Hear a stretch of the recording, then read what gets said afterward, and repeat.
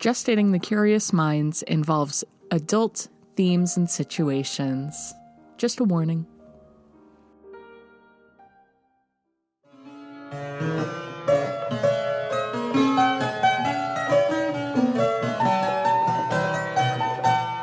Welcome to Gestating the Curious Minds, where we...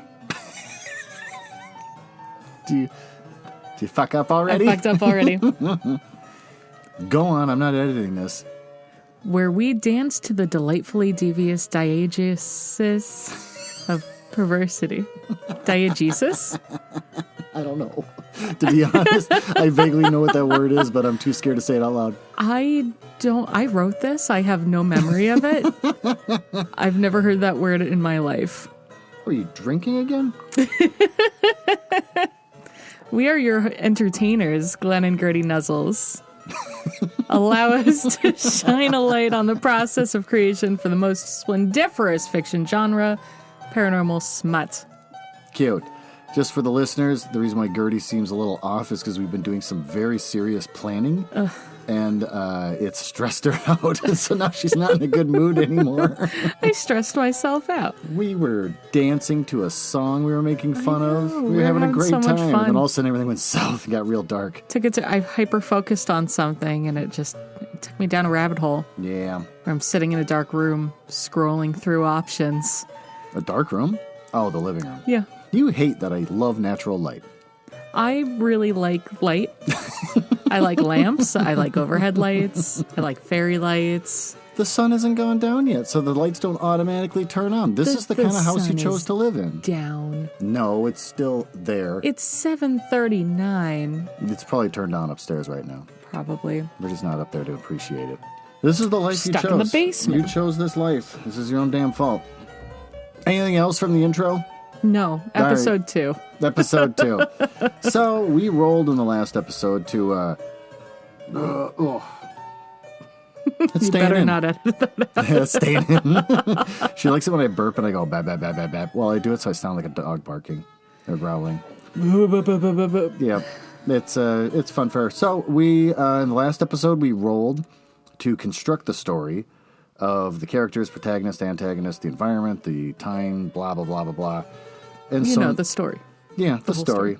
But now we got to start creating our... Are we going to try and do the overall, just general idea of the story? No, we're just going to... Just do chapter 1 and chapter 1 only? Yeah, we're pretty well set. We have all the parts, and we came up with a rough concept. Mm-hmm. So we're just going to start it on off, and we're going to see where it takes us. We're going to go on this journey, dude. So we're going to do sort of the Taoist approach. We're just going to wing it from chapter to chapter and see if a story kind of constructs itself. And about midway through, it'll fall into place the same way it did last time. Okay. I can't remember how we did it last time. If we sat and thought of the actual general story arc in the first chapter or not. No, we kind of had rough outlines of what we wanted. Well, let's go over what we rolled for really quickly. The protagonist, the driving factor is to live a life of crime. The fault, and we made the protagonist female this time. Yep, her name is Smithy. There we go. Bethany Smith, but we call her Smithy. Smithy's fault smells like wet eggs. The antagonist is a person, place, or thing. It's a bar. And Tom York. It says Tom York, but he's a rabbi. Tom York of Radiohead. Runs the bar. Which bar. is called the Twirling Lady Hangout. That's right. The setting, Christmas 2021. Place, a haunted mountaintop. So that's where the bar is at.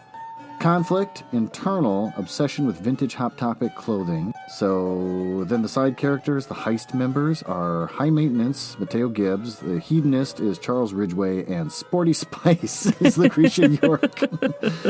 So, and then we actually did watch Spice World. We did watch Spice World. Yeah. We were going to record after we watched Spice World, and then what happened? We got too tired. Or it was too late in the night. Too late in the night, and then Audrey came down and was demanding to talk about our trip to France coming up in the spring. And so I even said multiple times, so we're going to record a podcast. She's like, yeah, I know, but okay, we should probably go here and here. And so but I want to go to Versailles. Yep, exactly. But we did watch Spice World. We did watch Spice World. Actually, all the kids came down towards the end of Spice World to watch some of it. Watched We all the sat end on the together. couch. It was pretty funny. It's a fantastic movie. I do like that it starts out, because you said this is a movie you watched when you were very young, and it was very kind of an influence on you. Is the opening scenes are just them talking about astrology and horoscope stuff. They're like, oh, this explains you immensely. Plus, they live on a bus. It's sort of like Doctor Who, where the bus is normal size, but then when they get inside, it's gigantic, like an apartment. It's just hilarious. Yeah. And that was probably your fantasy, too. Oh, for sure. Where they have all the cool things that they could possibly want. Like an indoor swing set. Absolutely unapologetically feminine. Mm-hmm. It's fantastic. It's a great movie. I kept pointing out things like they had a fish tank in there. And I was thinking, when they're not in the bus, it's just sitting in a garage and all the lights are off, which means these fish are just swimming in pure darkness for like weeks on end. Right? How did they get those fish out? What did they do with them? They never see the light of day because they never have a window open on this bus. No. It's just there dark. There are no in windows. Yes. It's all painted over with the British the flag. The British flag, yeah. It's pretty funny. Yeah. Did I ever tell you one of the movies that I obsessively watched as a kid? Because I had like 5 VHS tapes that I would just cycle through, right? Mm-hmm. And one of them was a bike safety movie. Really? Yeah. Like an informative.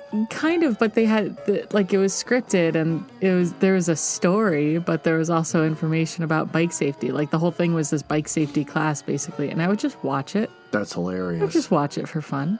Because there's like how many times? Hundreds of times, or just a handful of times? Certainly more than once, which is all you really need to absorb that kind of information. But it was one of my videotapes. I want to watch something.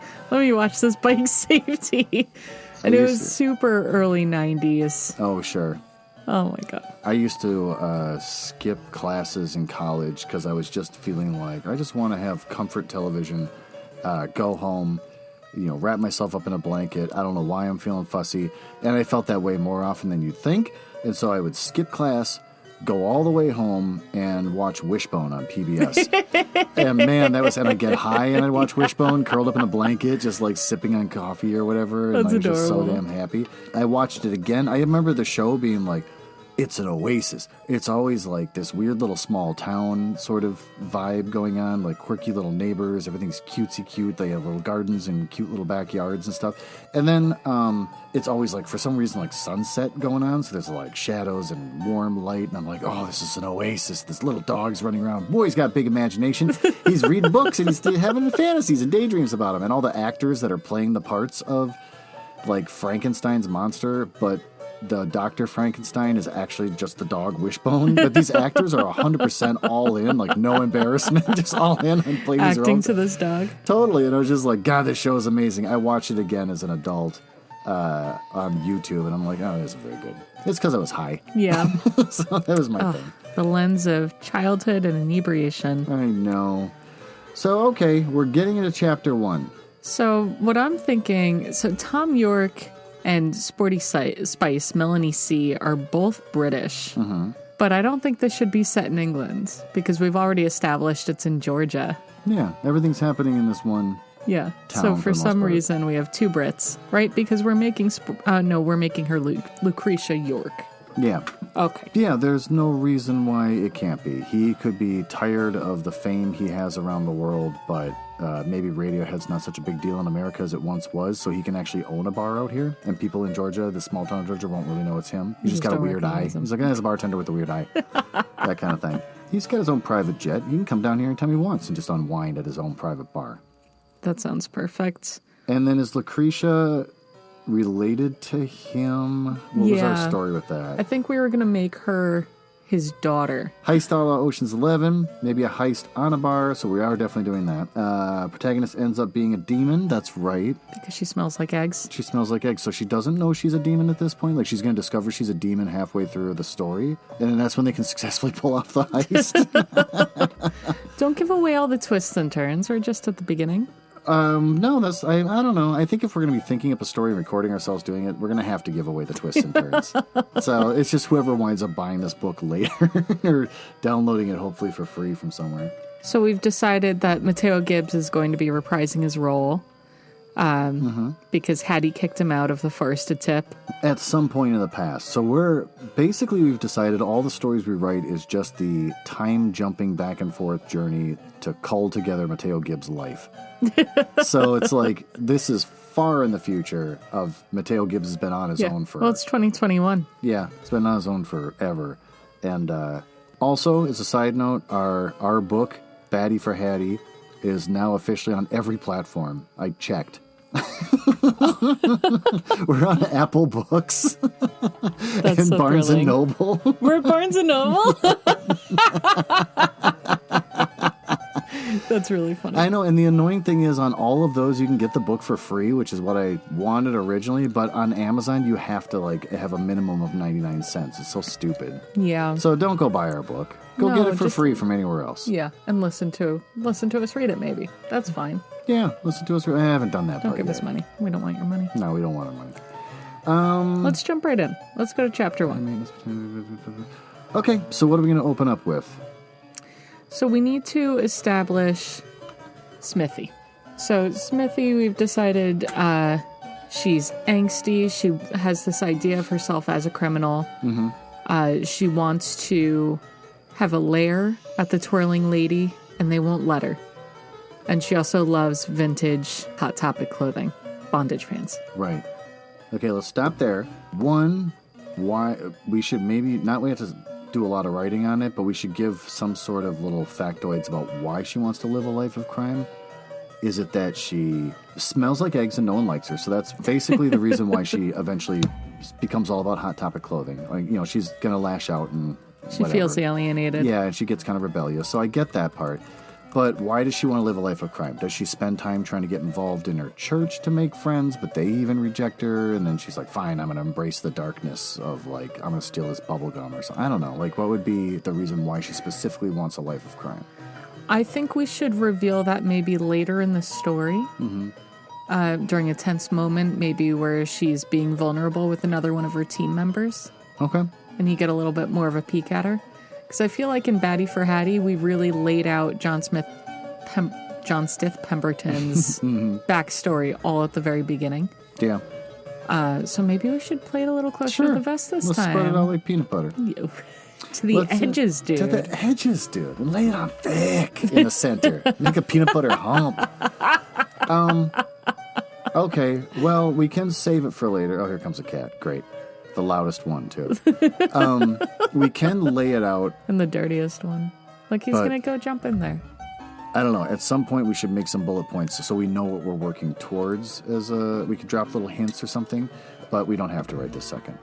But also, it would be great if one of these team members, every heist has different people that play roles, and one of them is always the contortionist. So we should make maybe the Sporty Spice one be the contortionist. So she winds up getting locked in a small, tight box with the contortionist. And they have to spend 6 hours there, and that's when they open up to each other or something, and they can tell their backstories. Absolutely. So we have a couple of our characters. I would love a scene where she's amassing her team. Oh, yeah. Because I feel like that's classic. So maybe we should start off with we need to build the world, right? We need to set the scene without it maybe being too heavy-handed. You know what's so funny is this whole time we've been talking about it, I can't stop thinking about Army of the Dead, that terrible zombie movie that came out last year with Dave Bautista. Oh, really? Because it's a zombie heist movie. Oh, that's right. So once we started talking about heists, I'm like, how did that movie start? Oh, right, the zombie invasion. I think you told me do that. and Audrey about it on Thanksgiving. Oh, yeah. And then Audrey on her own watched it later because you were just like, it's not good, but it's worth watching because it's just not something you'd ever see in the world. It's wild. And then Audrey watched like, yeah, it's just not good. It's not good. But it is so ridiculous. It's a zombie truly heist bad, movie. but Yeah. it's also truly ridiculous. But anyway, that's not the point here.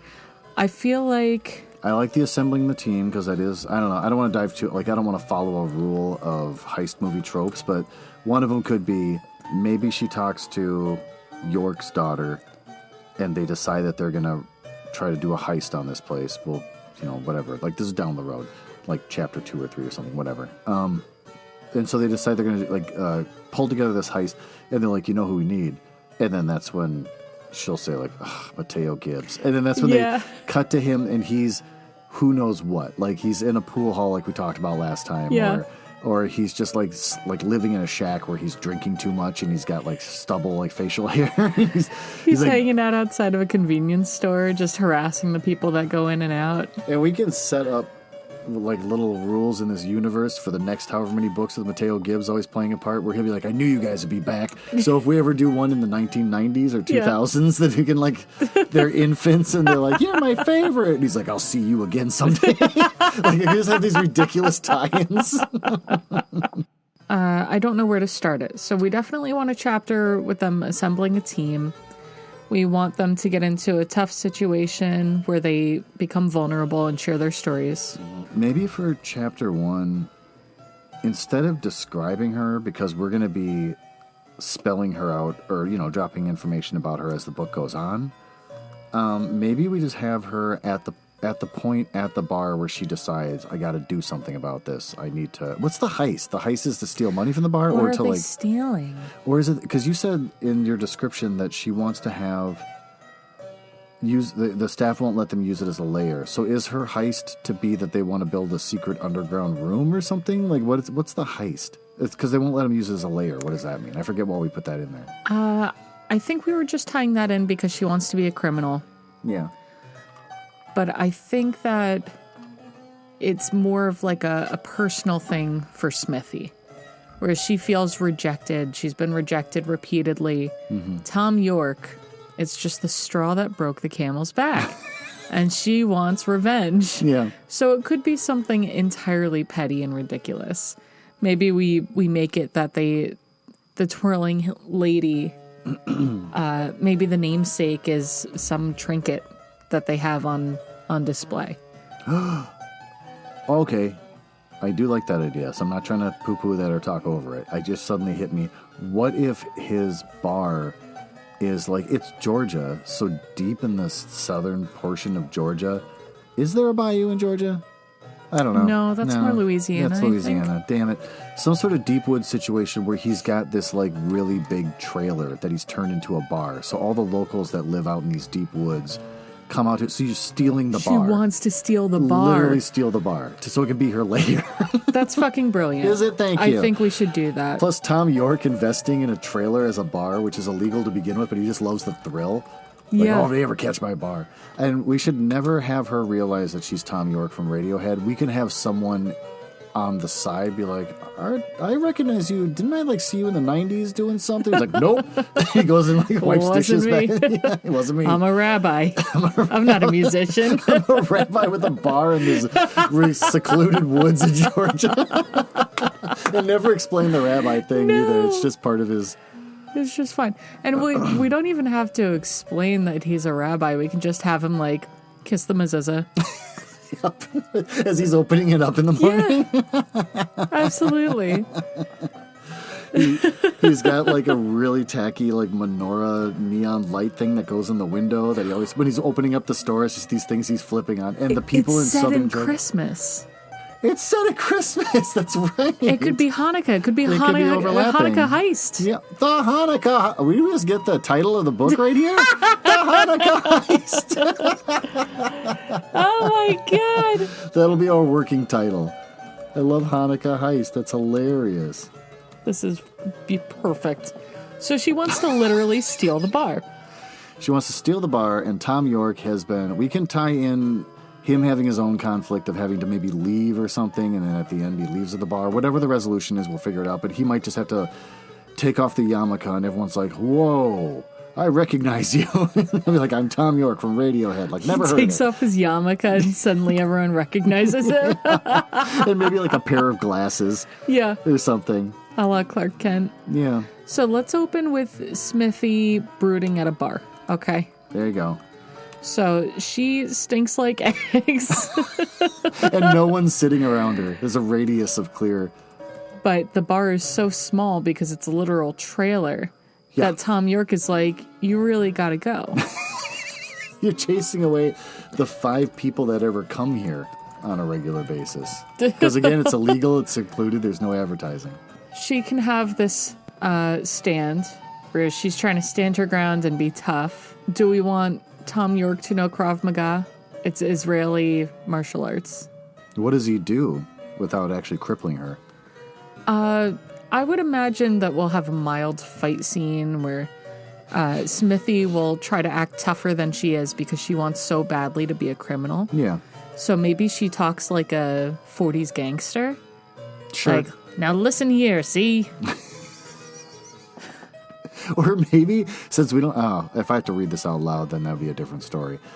She could do the 40s gangster, or she could do your classic, like, overly Italian mobster thing. Oh, maybe we should go Jersey mobster. There Write we go. what you know.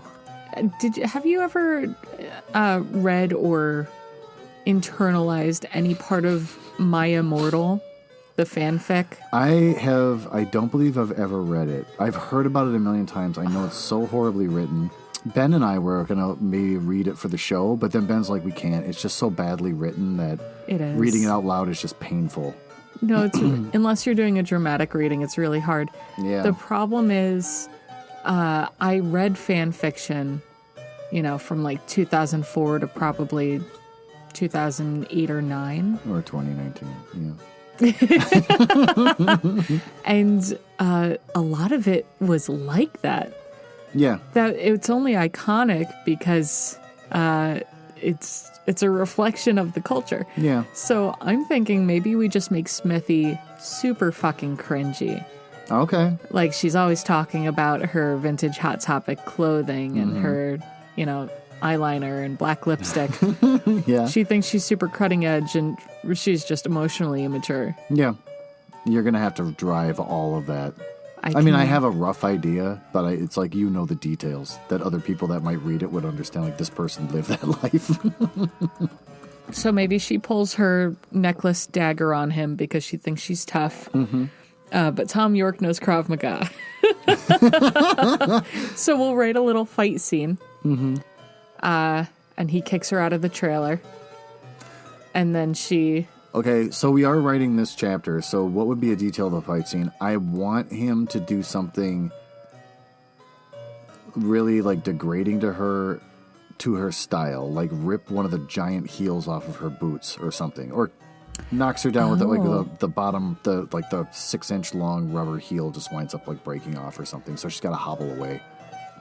Yeah. I don't know, something better than that. You're not supposed to squat in platforms because you can tear the sole right off the shoe. Oh, really? You can tear the platform off the shoe. Well, there you go. So she could hobble away. Okay. Yeah, maybe he doesn't really, like, beat her up. He just does a really sweet roundhouse kick over her head, and she squats, and then it destroys her shoe. Right? Or he, like, dodges barely. There you go. And she goes flying. Where does she hobble off to in shame? That's the thing. We haven't really defined where her home is, because didn't we say that it's going to be a haunted, wooded, deep woods mountaintop situation? Isn't that what the environment is? Or does she live on one? It is a haunted hilltop. Haunted, mountaintop. But it could still be a rural town in the haunted mountaintop. So maybe she hobbles off to 7-Eleven. Okay. Do we have 7-Elevens out here? Yeah. Okay. So she hobbles off to 7-Eleven for, like, nachos or something. Mm-hmm. And Mateo Gibbs is maybe hanging out there and makes fun of her. Like, he just spends his time heckling because he has nothing else to do. That's true. We do, the day that she decides to make him part of the team, we do have to find a hilarious environment of where he lives now. Yeah. Either that it's amazingly cool or it's super, like, sad and pathetic or something. But yeah, he can definitely be here trying to still be better than people and make fun of her and stuff. So yeah. There has to be a reason why when Lucretia or whoever says we need Mateo, that they're both like, ugh. Yeah, well, that's a good point. Yeah. So we have to have some kind of introduction to him, or else that won't be anything. Is Lucretia maybe her best friend or roommate? Yeah, they should be they could be roommates. Okay, so one, when she goes into 7-Eleven, the person behind the counter is just like annoyed because this ghost has been there being like making fun of the guy behind the counter, like when are you going to go back to college, that kind of thing. And then he's got a plate full of ghost chips that he keeps trying to put hot cheese on, but it just goes through the ghost chips and lands all over the table. And he's like, God damn it, Mateo, get out of there. I got to clean that up again. He's like, if you go to college, you would have to clean this up. You don't even have a trade. I was a leather maker. Service isn't a trade. I used to be a leather maker. And then he can tell his story again until that one day this beautiful woman walked in. Right. And I had to juggle purses to impress her. He tells the same story in every book. Oh, we just keep getting flashbacks. Yeah. But then also, what's that? What? Why are you staring at me like that? What's going on?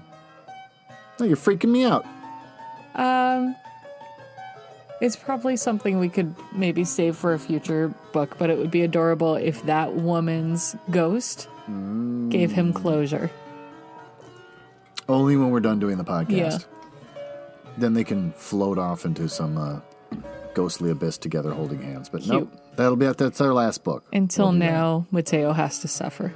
Until then. So Lucretia York, is it too much, or would it be good if maybe our protagonist is into Hot Topic clothing and Lucretia York is really holding on to the 90s because her dad lived this great life, but now the dad has dragged her to this shitty environment that is not involving sweet jets and famous people and nice clothes and everything. So now she's stuck out there, so she's holding on to the glory days. So she's really into Twilight. And so they call their apartment that they live in Forks. That's brilliant. Is that okay? Well, yeah, especially since Smithy is obsessed with Hot Topic. Mm-hmm. That wraps right in with vampires. So then they become friends that way, but Smithy doesn't know why Lucretia's so hooked on the 90s, because that's back when she got to live the rich person's lifestyle. She loves Harry Potter, and that was big in England where she lived with her dad back when he was embracing fame. Oh, that's true. And then yeah, so their apartment, when we describe going back to their apartment, it's just going to have to be every embarrassing thing we can think of from Twilight and Hot Topic all mixed into one. We can absolutely do that. So Lucretia isn't telling Smithy that it's her dad. Yeah. I don't know why yet, but yeah. We'll find out.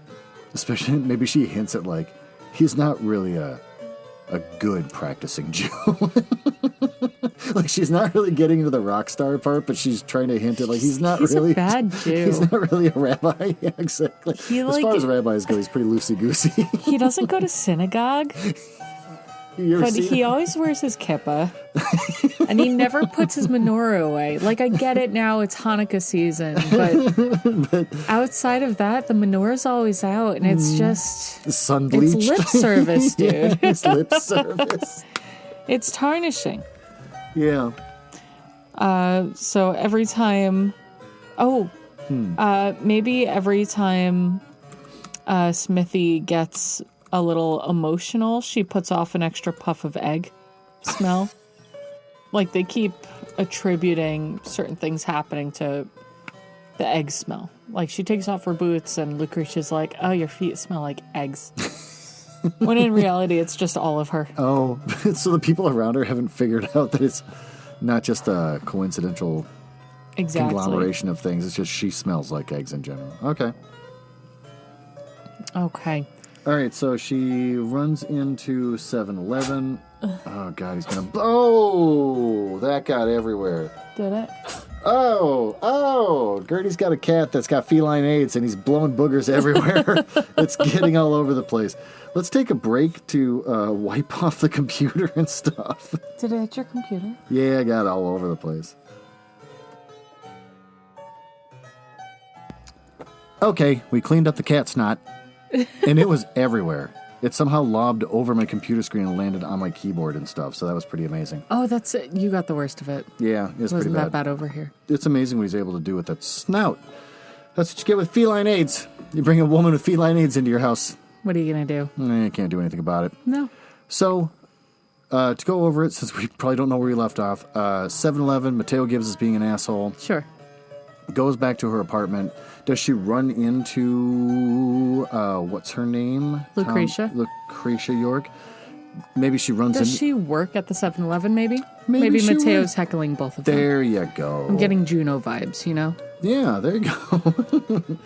So there, she stops there specifically to get you Lucretia York, and then Lucretia York says, let's go back to Forks, and then they go back to their apartment, and then we can describe how embarrassing their apartment is. It's full of all that 2000 stuff. Twilight memorabilia. And a ton of stuff you'd find at Hot Topic.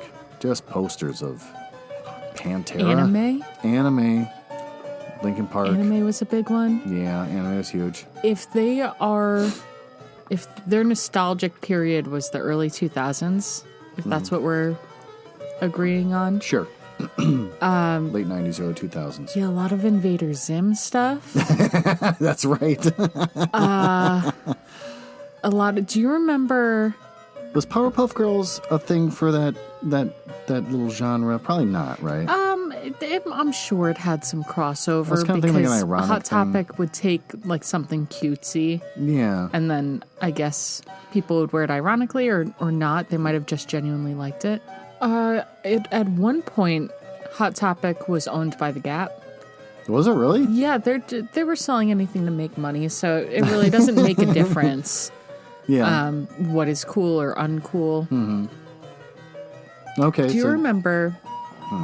I think it was called the Happy Tree Friends or Happy Tree Pals, something like that. Yeah, that was so cheesy. Like the super they all die gruesome, in weird ways. gory, Yeah, but they're like cute little cutesy. animals. Yeah, they're friendly as So- they're getting killed. That's very early 2000s. I had a guy for my birthday give me a DVD of Happy Tree Friends or whatever, and I watched You it. were and like I'm 30. I know, and I was like, "This is the dumbest thing I've ever seen in my entire life." Yeah. It was like I get what they're doing, but it's like funny for 5 seconds. I'm not going to watch 2 hours of this. No, it's way too much of it. Yeah, But they would, like they would have them with inappropriate turns of phrase or whatever, just on a shirt or on a poster, like, like I have a heart on for you. It would say heart. You know that it meant heart on. You know what I don't think Hot Topics ever thought of that we could bring to them? Okay, so Calvin and Hobbes have never marketed any of their stuff. No stuffed animals, no t-shirts, no posters, no nothing. Yeah. Because the artist was like, I don't want to be like Garfield. I'm not selling myself out. I just want people to read the stuff I wrote, and then that's all they can associate with it. But nothing stopped people from having Calvin piss on Ford symbols, piss on Toyota symbols. That's true. What if we make a t-shirt where, I don't know, he's pissing on Invader Zim or something? That is brilliant. We'll go to Hot Topic. We're going to sell these things. That's- They're going to sell like hot cakes, dude. Okay. Calvin pissing on Is that their business venture? Invader Zim. I'm joking about us do it. Should we make that's their idea that's going to bust them out of this life of... crepes. In Twilight, the werewolf boy. You pick Team Edward and Team... Oh, Jacob. Yeah, Oh, pissing maybe on it's Jacob. pissing on Jacob. Maybe instead of trying to sell that, she's just wearing a shirt with Calvin pissing on Jacob. That's unironically hilarious, and I would wear it. Would you wear that? I would absolutely wear that just because it's so funny.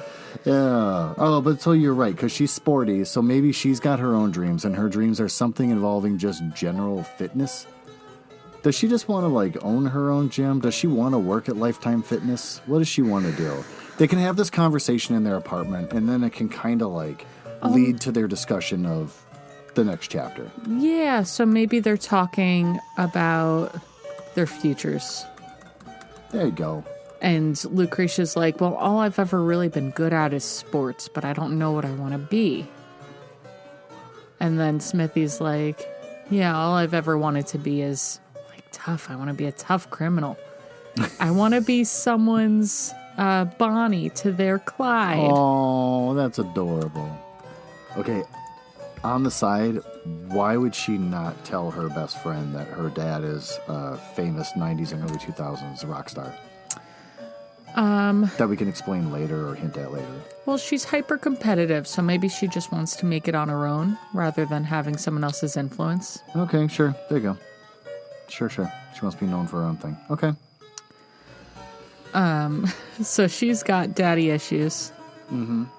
And meanwhile, Smithy's just mad because she feels like he's the only tangible thing standing between her and her life of crime that she wants so badly.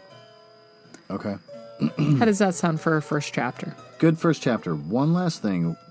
We have... Oh, the cat's back. We have... Lucretia is got daddy issues. You would think at some point that they would kind of exchange parent stories, like, well, yeah, my dad sucks too, kind of thing. Do we have anything for her dad? Like, did they disown her because she smells like eggs? Like, she's not... There's no dad involved here. It's not that everyone's parents have to be around all the time in these stories, but it's just kind of like, in this conversation, like, yeah, my parents suck too. I had to leave the home or something because of whatever. There might have to be something there. Should or they we... both died in a horrible plane accident. And they're just out of the picture, not an issue. I had to go on with the rest of my life smelling like eggs, and I had to figure it out myself or something. Smithy's parents are straight up dead. It'd have to be something ridiculous. Like, she'll get done saying, like, yeah, my dad doesn't understand me. I'm really competitive, and he's a really well-known rabbi, and I don't want to get out from under his shadow. Like, well, we have a couple of different options. A lot of the paranormal smut that I read, the parents are super controlling. Okay. And then the protagonist is just about to turn 18 or something like that. But they're being super controlling because they don't want her to find out that she's actually a werewolf. That's true. She is a demon. She is a demon. Later, so maybe they don't want her to find out she's a demon, so they're they're overly religious and controlling. So should we have the parents a little more involved? Not in chapter 1, but later on. Should they be a little more involved in this story, trying to prevent her from trying to keep her from a life of crime that she's driven to because she's actually a demon? Yeah, I think that's a good way to go with that. What do you think? Okay, so that means like chapter 2, 3, 4, 5, whatever. We're gonna have to have them do stuff like as soon as she's getting ready to do some sort of crime not related to this bar. The parents are like, "We brought you an Easter basket." I don't know. Like, what would they? I don't know. Well, it's not an Easter basket. It's Hanukkah season. The antagonist is the bar. Maybe they're trying to plan. Well, right. Let's just have them die in a plane, like something over the top, dead. where she's like, my dad is a controlling rabbi who is a very successful rabbi known all around the world, and I want to get out from underneath this rabbi's shadow. People still think of this rabbi in their free time. They really like this rabbi. And then she'll be like, yeah, well, my parents both died in a plane accident in 1998, which also could be tied to when she got into her Hot Topic thing. That could be a thing where she's like, before they got on the plane, there was a Hot Topic at the airport they took me to, and they bought these sweet boots. And ever since then, I hold on to Hot Topic, and also I'm rebelling with it. Right. We could tie it in that way. That way her parents could never let her know you're actually a demon. So she's like a ruffian that doesn't understand. Yeah. Okay, perfect. Something along those lines? Yeah. Okay. Maybe we should just end it where, yeah. Just there. Yeah. Sounds good. So we'll write it. At the bar, gets in a fight with Tom York. Yeah. Who knows whatever that is. Krav Maga. Yep. He does something, like not punching her in the face, but something where she, is hobbled with her boot. And, her ego is bruised. Walks to 7-Eleven. Mateo Gibbs is there making fun of Lucretia and doing whatever gags. Then they go back to Forks, their apartment. Yeah. Sounds good. Talk about parents a little bit. And that's the end of the chapter. Perfect. Okay, done. Now we actually got to write this. Let's write it, dude. I know. You're a better writer than I am. You should take over. We'll write it together. All right, fine. I probably am not going to be the best at... what is their age, by the way? Are they middle-aged? Are they like 35 or something? 38 years old? How old are these two? That's really funny, actually. Yeah, how old are they? They could be older. Yeah, okay. Well, I'm not going to be the best at middle-aged teen conversations complaining about parents. Middle-aged teen? Wait, what? So we'll have to figure that part out. Well, okay. So it looks like we just got our chapter 1. Usually by the time you're in your mid-30s, you're more grappling with your parents aging than anything else, more than you are about rebelling. Like, rebelling against your parents is teens, early 20s. Sure. By 30, you've just accepted the fact that your parents are also people who are just as flawed as you are. And it's less about whatever character flaws they have and more about, where the trajectory is hurtling towards, which is death. I think it would be funny if we can, in the writing, somehow strike a balance between realizing that your parents are just people, that they're aging, that you're also aging, you're making a connection with them as middle-aged people when you were growing up, kind of thing. Like, there's all that, but at the same time, also trying to make a desperate effort to still think like a teenager and complain about teenager things. I don't know how we're going to pull that off, but it would be hilarious if they're clinging on to, like, oh my God, this lip gloss sucks. Yeah. But also, my dad's had his prostate checked and it's not looking good. That's fantastic. How are we going to pull that off? I don't know. But it would be funny if we can pull off that in a conversation at the end of chapter 1. I love that. I think you'd be better at that than I would. You are definitely a better writer that way for sure. You totally could pull that off. We can work on it together, but I think you're going to wind up leading. Let's see what we can do. Okay. Well, all right. That's chapter 1. We're all done. Yeah, come back next time for us to dramatically read it, or rather, Glen is going to dramatically read chapter 1, and then we'll brainstorm chapter 2. Am I going to have to do like a middle-aged teen voice? What does that mean? Yeah, give me your best middle-aged teen voice. Okay, give me a line that someone who's middle-aged is trying desperately to hold on to be a teenager. What would they say? Would they complain about a Linkin Park re-release that just wasn't what they were expecting? Yes. Yeah. Or they'd be like, I can't believe they're selling t-shirts, Linkin Park t-shirts, to people who weren't even alive when they were in their heyday. I don't know if I can do that. Yeah, I can't believe they're selling Linkin Park t-shirts. People that weren't even alive in their heyday. That's the best I've got. I can't do like a feminine voice. It'll just seem weird if I tried. You just have Glen voice. Yeah, it's just high-pitched version of Glen voice. I love Glen voice. Okay, we're done here. Well, with that... Look how handsome you are. Okay, you're done. Thanks for listening. And we'll see you, not next week. It's going to be a bi-weekly thing. At least until, at least for the next few weeks. Yeah, we got a lot going on. So we'll see you when we see you. We got a lot of planning happening. I have a lot of antagonizing over piano covers of early 2000s techno to do. I know. Can we get a piano cover of Tonight's Gonna Be a Good Night? That's the thing, is that an hour and a half ago, I was absolutely all in my head completely fucked up about needing a cover of an early 2000s techno song. How ridiculous is that? What would that be? Around the World? That's late 90s. Can we do Around the World as a piano version? I fucking love that song. There we go. Or, that's like 99 or 98. Technologic. Technologic? It's Technologic. Bend it, break it, something, something, something, something. Now unbreak it. Da da da da da da da da da da da da. It's Technologic. That'd be amazing. Yeah. Especially when they have to go to the buffet.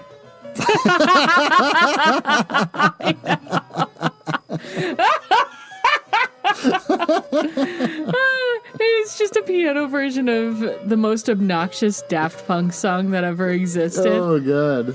I think it'd be funny if when they're getting up, or people are being seated, I think people can probably put pieces together now listening to this, but when people are getting seated, it could be Tonight's Gonna Be a Good Night. But it's like the house lights are on, and it's just like stark and weird. You're like, I got a feeling. And everyone's like slowly sitting down, like trying to get their kids to stop running around. You're like, I don't understand the music cues. What is happening here?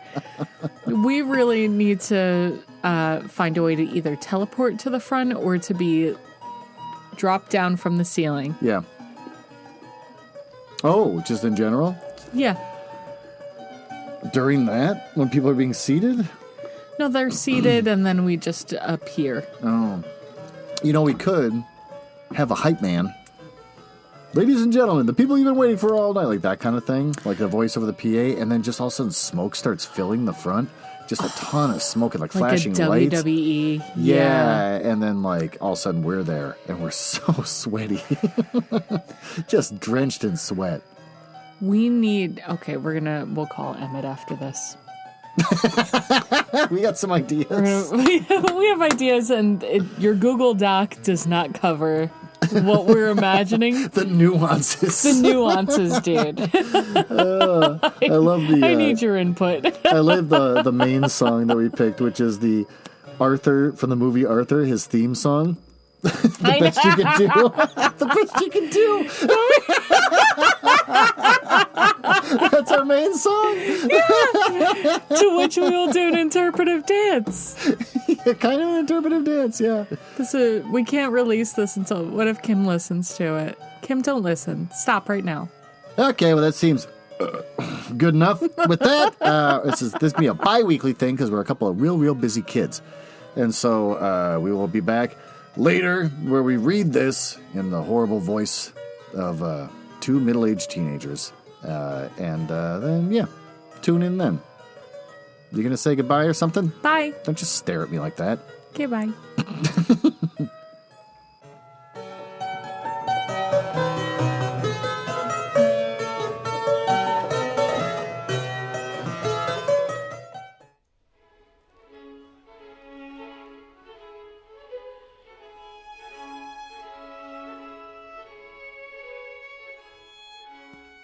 Want to contact us?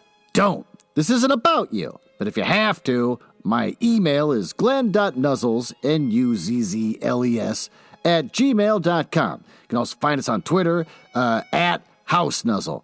But don't bother us, because we're too busy working.